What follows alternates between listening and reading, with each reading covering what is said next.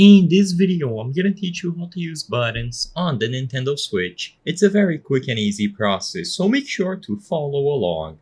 Setting up any Nintendo Switch controller and making sure that all the buttons work and are mapped to specific actions is extremely simple. What I would recommend is first, connect your controller to your Switch. There are plenty of ways to do this, but most of the time you are going to be connecting it wirelessly. You have a variety of controllers that you can connect to your Switch, both officially licensed by Nintendo, such as the Pro controllers, the standard Joy-Cons, and you have controllers from other manufacturers, such as PowerA or 8BitDo. Regardless of which one you have, you will be able to have them properly connected to the Switch, and if you go over to the home screen, you will find the controller's settings. Inside of the controller's settings, you can change all the aspects about the controllers connected to the Switch, and you can change options such as the grip, the order, and most importantly, the button mapping. Keep in mind that this is all optional. As long as the controller is properly detected by your Switch and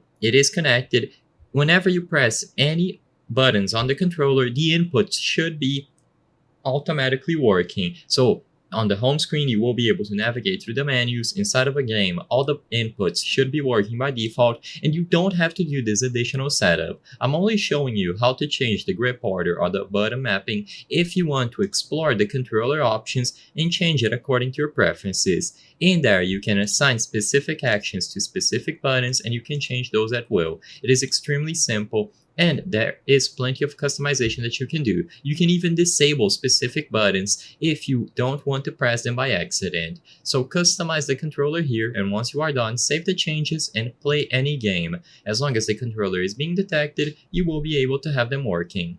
I hope I was able to help you on how to use buttons on the Nintendo Switch. If this video helped you, please be sure to leave a like and subscribe for more quick and easy tips. Thank you for watching.